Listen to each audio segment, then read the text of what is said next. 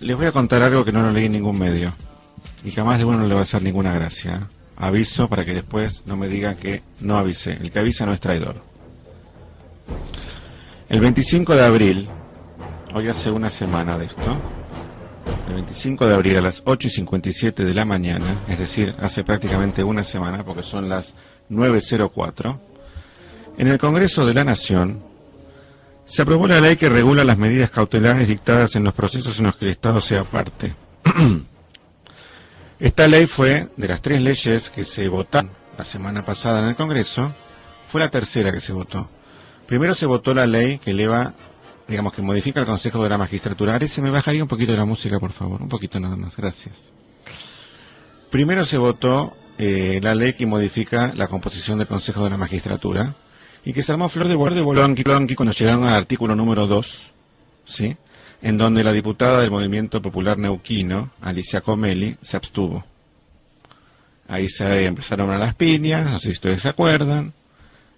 Finalmente la oposición se levantó, se fue, y se siguieron votando artículo por artículo. Bien, esta ley fue votada, tuvo 130 votos a favor, cada uno de los artículos, es decir, un voto más de lo que da el quórum, y 7 votos en negativo. Estaban con 137 diputados. Entre los votos negativos, 138, perdón. Entre los votos negativos figuraban el de Plaini, el de Facundo Moyano y el de Jorge Yoma. Le voy a hacer una pregunta a Carlos, que es abogado que conoce tanto o más que yo la Constitución. A partir de 129 diputados, el Congreso, la Cámara de Diputados puede sesionar, ¿no es así? Así es. Con 128 no puede sesionar. Exacto. Bien. 128 presentes. Bien. Después de que se votó esta ley y que la oposición se había retirado del recinto, se votó la ley que creaba 3 nuevas cámaras de casación. Esta ley salió, y le voy a pedir a la gente que está escuchando y que no tiró los diarios de la semana pasada, los diarios del día viernes de la semana pasada, porque esto fue en la mañana del jueves, con lo cual fue publicado en los diarios del día viernes, llámese Clarín, La Nación, Ámbito Financiero. La ley que crea 3 nuevas cámaras de casación se votó y tuvo 128 votos a favor y 9 votos en contra. ¿Sí? Si estos 9 votos en contra, además eran todos ausentes, si estos 9 votos en contra no hubieran estado sentados en el recinto, con 128 votos a favor, no había ley que...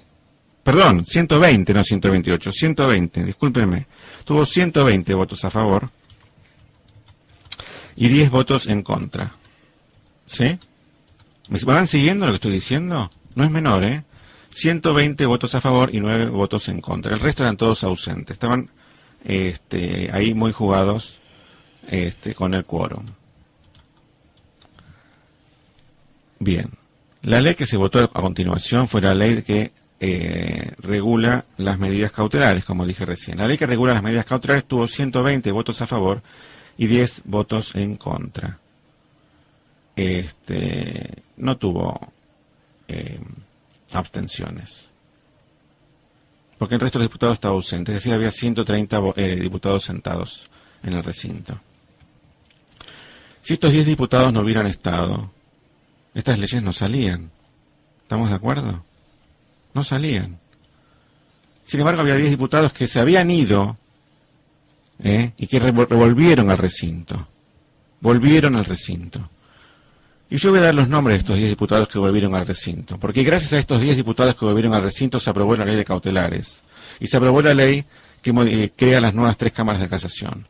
Los 10 diputados que volvieron al recinto, uno de ellos estaba, que era Jorge Yoma, pero el resto son Blanca Blanco de Peralta, José Brillo del Movimiento Popular Neuquino. Recordemos que el Movimiento Popular Neuquino había acompañado a la ley que modificó la composición del Consejo de la Magistratura, Patricia Bullrich de Unión por Todos, Elisa Carrió, de la Coalición Cívica, Alicia Comelli, del Movimiento Popular Neuquino, que fue la que generó todo el escándalo que se inició en diputados.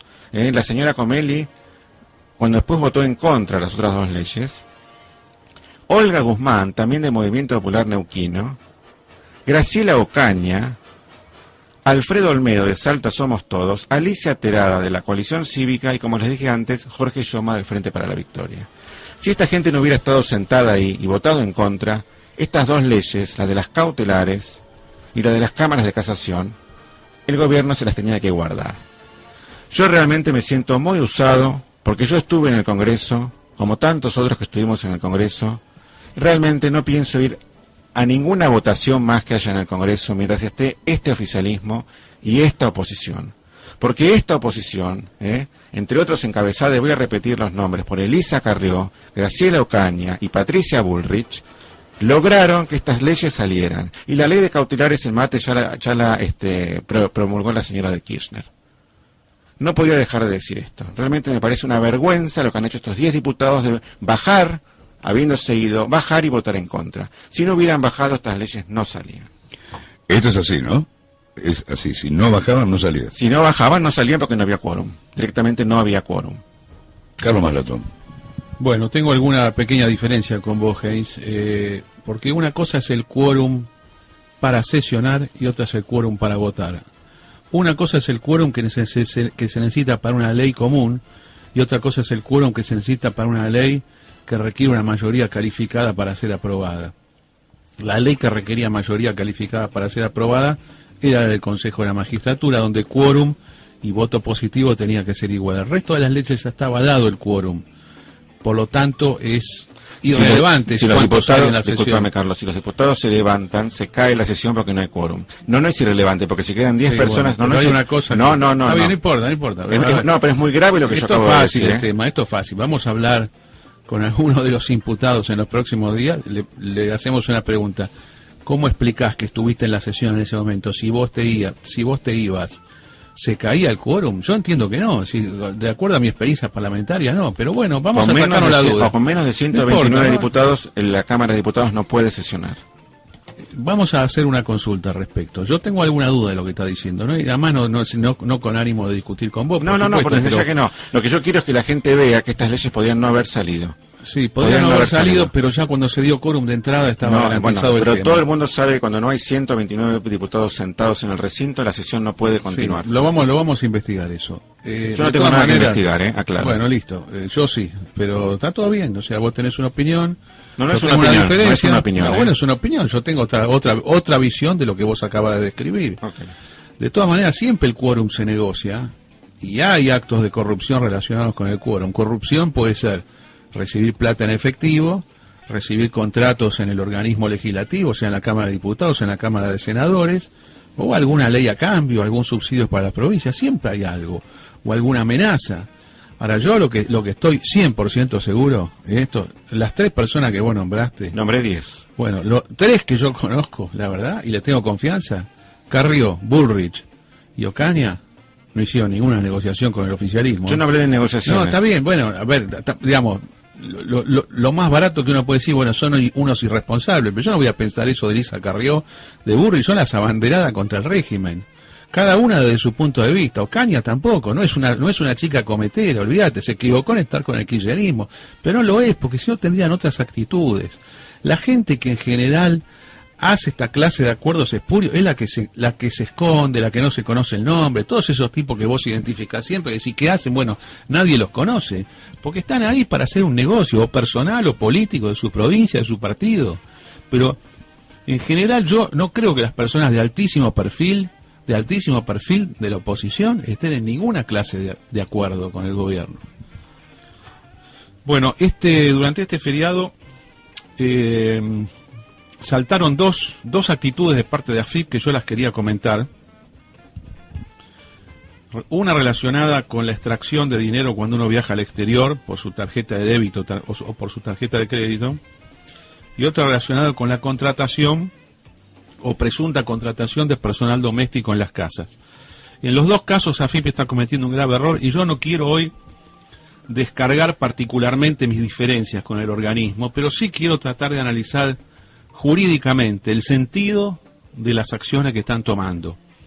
Ya para hablar en contra, así por la existencia misma del organismo y por cómo está conducido, lo he hecho otras veces y lo voy a seguir haciendo. Pero me interesa compartir con ustedes, amigos, ¿Qué es lo que pretende AFIP penalizando cuando uno está con su tarjeta y extrae dólares o extrae cualquier divisa extranjera? Si es legal lo que está tratando de hacer o no.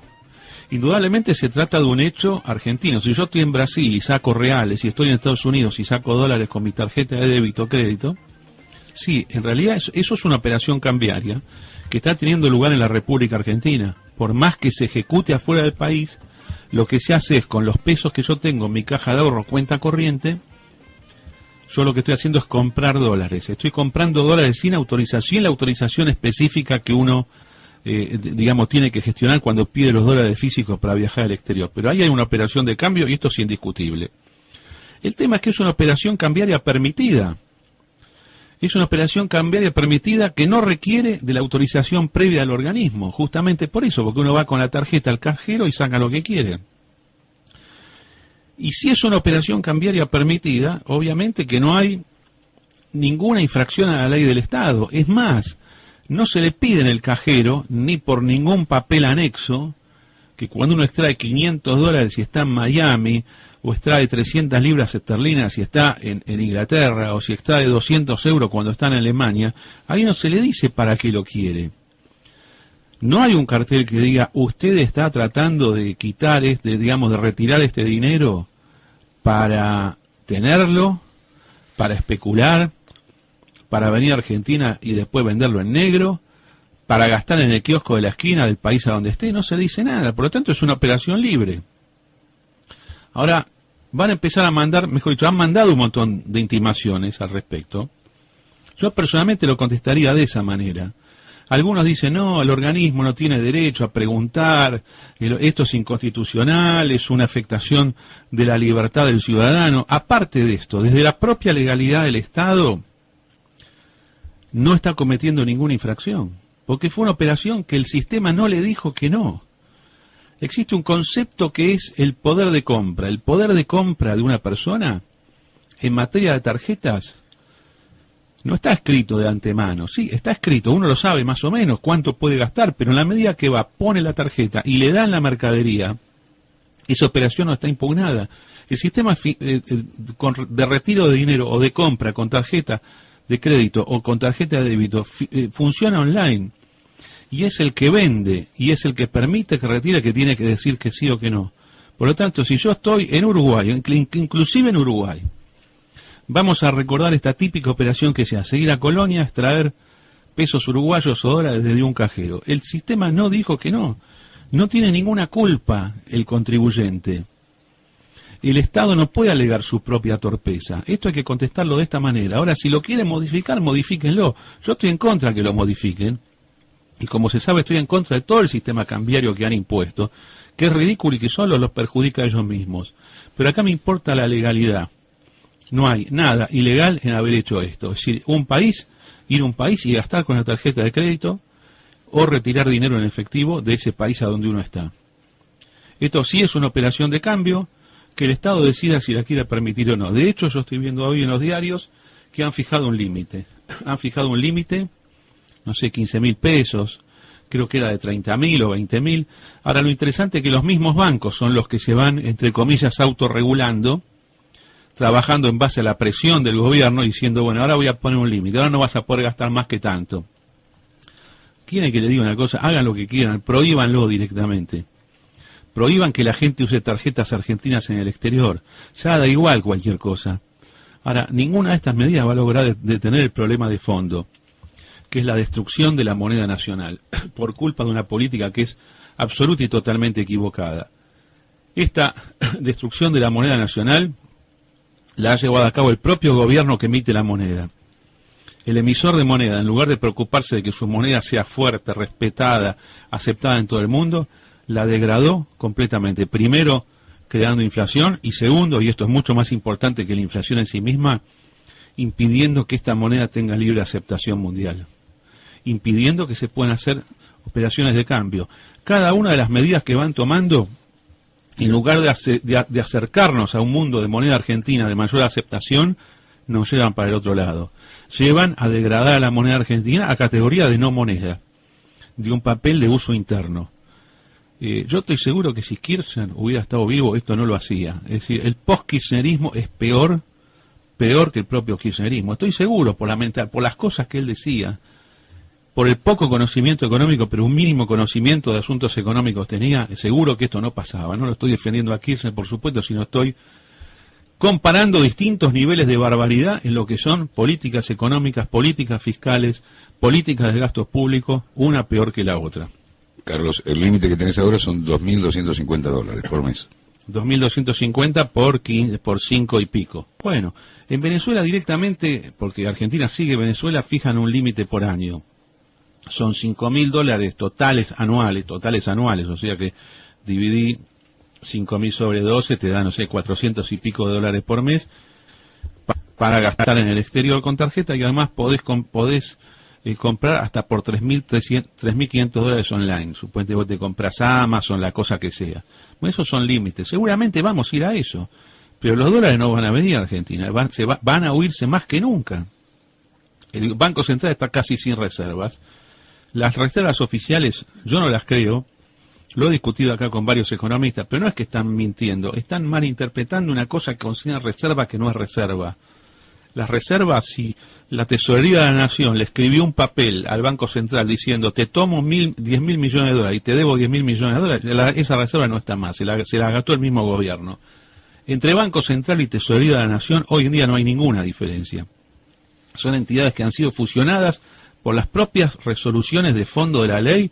¿Se acuerdan cuando lo echaban a Martín Redrado? Todo eso era justamente para fusionar las actividades de lo que era un Banco Central independiente, que deje de ser independiente para ser parte de la voluntad política del gobierno nacional.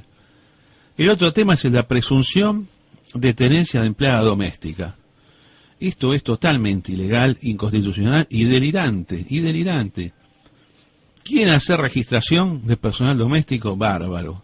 Como el resto de las actividades que no tienen por qué no están registradas y trabajo negro no va. Pero lo que no se puede hacer es esto que están haciendo eso. Vos tenés tanto patrimonio, vos tenés tanto ingreso, yo presumo que tenés tantos empleados, tanto empleado doméstico.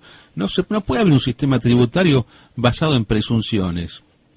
Además de difícil demostración en contrario.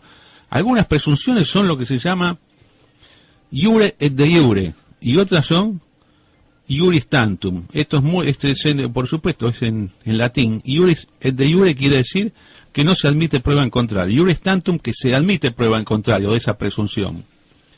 La presunción que no admite prueba en contrario, por ejemplo, ¿saben cuál es?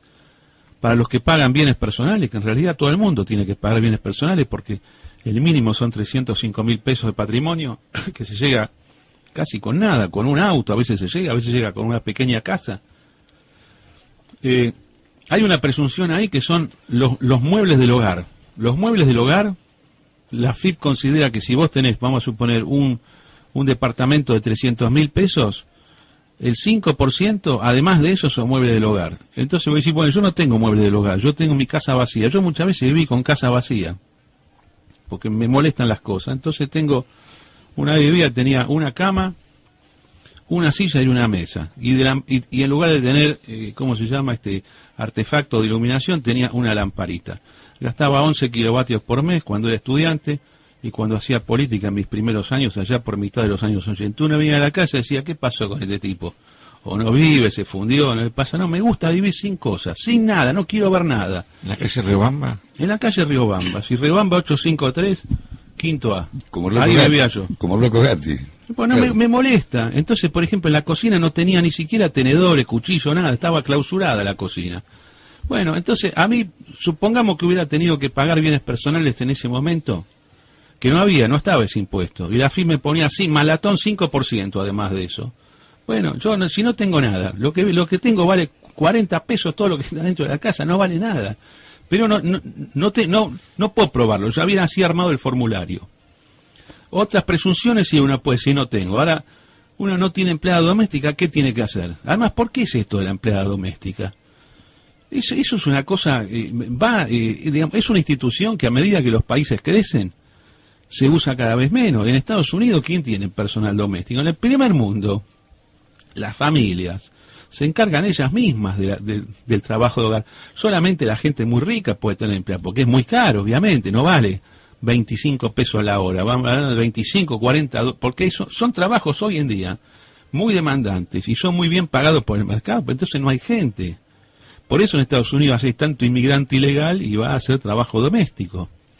Por supuesto, le conviene al que va, porque encima ahorra todos los meses, manda plata para su país, en centroamericano, sudamericano, africano, de donde sea. Pero esto es una cosa que no se puede hacer una presunción así. Además, ¿cuántas parejas hay que tienen 35, 40 años, que no tienen hijos? ¿Qué personal doméstico va a tener? Esto es una locura, la AFIP. Ahora, el fondo del tema que está mostrando, un Estado fundido, completamente quebrado el Estado argentino. El Estado federal, las provincias y los municipios se han dedicado a gastar lo que no tenían. En lugar ahora de hacer un ajuste fiscal, como corresponde, voy a gastar menos, voy a perseguir, por ejemplo, ¿por qué no hacen, no es idea mía, pero esto salió de varios participantes en los foros durante este 1 de mayo, ¿por qué no hacen la presunción de coima recibida?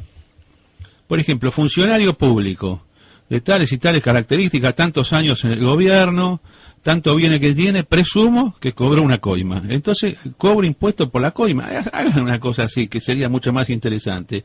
Especialmente todos estos funcionarios que tenían 200.000 pesos de patrimonio, a los pocos años tienen 10 millones, ¿que de dónde lo sacaron? Si no hay ganancia lícita posible, porque el tipo tiene que vivir.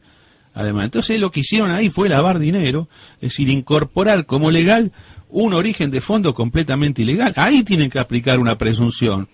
Presunción de valija recibida, se tiene que llamar así. Y además, la resolución de AFIP tiene que decir eso. Claro que no la van a sacar porque caen los propios funcionarios de AFIP y todo el gobierno entero. Pero no pueden seguir agarrando de punto a gente que trabaja y que no tiene nada que ver con el desastre fiscal que ellos mismos han hecho, con el desastre fiscal, con el atentado a los derechos humanos, con la restricción de libertad. ¿Hasta dónde va a llegar esto? La verdad que me siento, ¿qué quiere que te diga? Me siento aplastado, oprimido por el gobierno. Sigamos adelante, señores. Gracias.